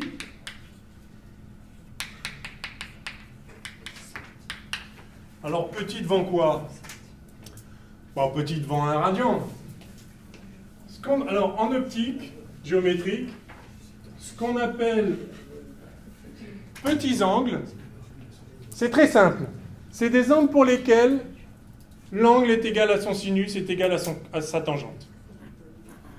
Vous vous rappelez que le sinus d'un angle, c'est à peu près θ. Alors moins θ cube sur 3 factoriel, plus θ5 sur 5 factoriel, moins, etc., θ7, d'accord? Donc, au premier ordre, pour des θ petits, sin θ, bah, c'est θ. En radian, bien sûr, hein? En radian. De la même façon, le développement limité de tangente θ, au premier ordre, c'est θ. D'accord?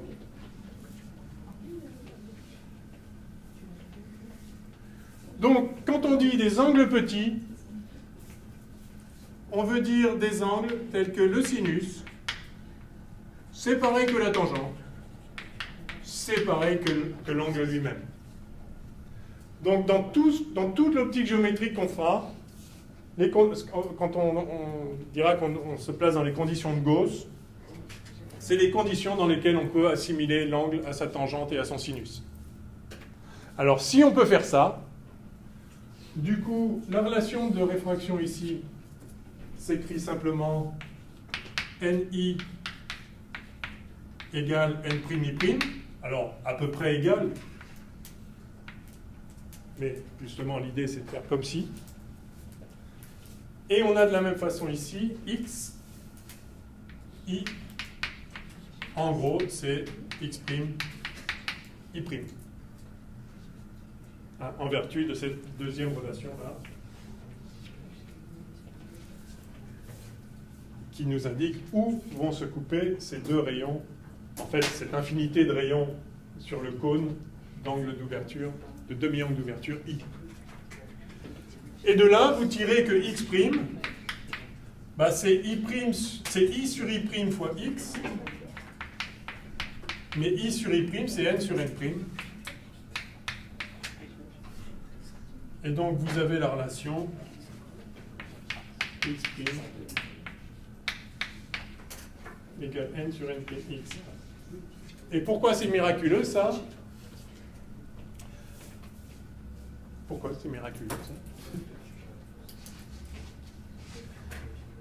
Quel est l'élément remarquable là-dedans? Eh bien, comme il est tard, je vais vous le dire. C'est indépendant du point d'incidence. J'ai pris le rayon qui est venu taper ici, et je trouve que son rayon réfracté, il passe par ce point-là. Mais ce point-là, je l'ai caractérisé indépendamment du point que j'ai tapé ici. C'est-à-dire que tous les rayons... Alors, je vais refaire le dessin là.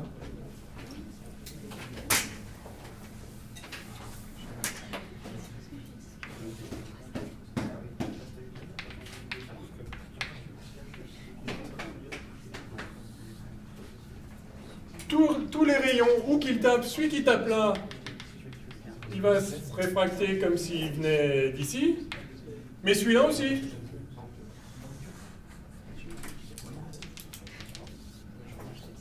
Et puis celui-là aussi.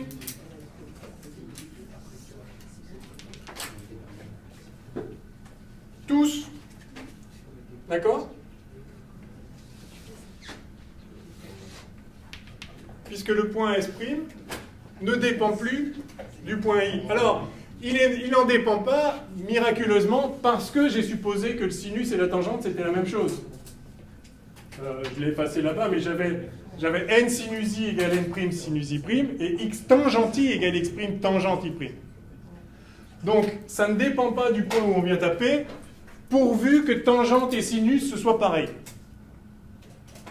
C'est pas parfaitement vrai, mais c'est très vrai pour θ qui est petit devant θ au cube.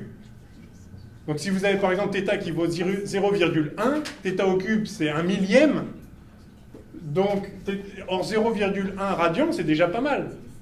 Donc en fait, tous les rayons qui ne sont pas trop inclinés vont sembler émerger d'un seul et même point S', qui du coup va être considéré comme l'image, va apparaître explicitement comme l'image de S par le dioptre plan qu'on a là, qui sépare N et N'.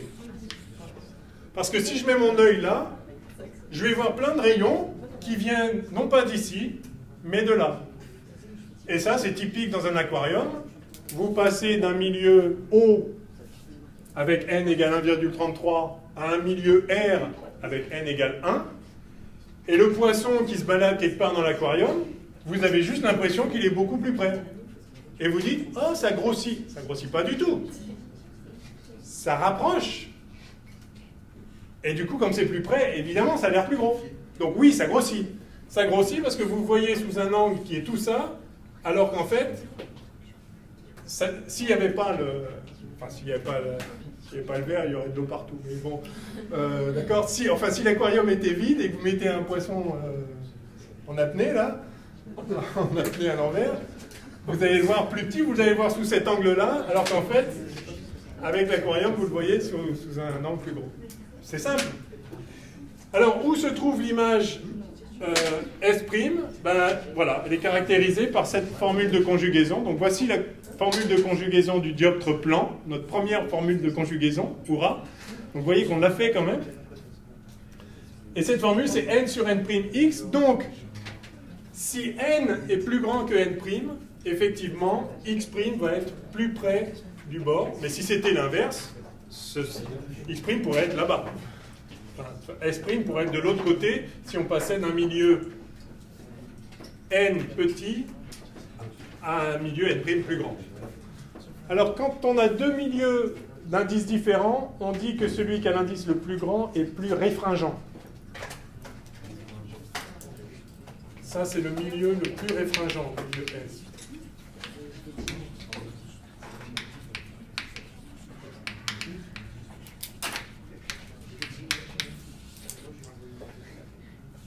J'ai l'impression d'avoir été vaincu par les bris de trousses qui m'indiquent que j'étais tué par les trousses.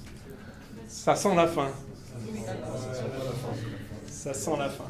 Bon, on a fait la formule de conjugaison du dioptre plan quand même, l'air de rien.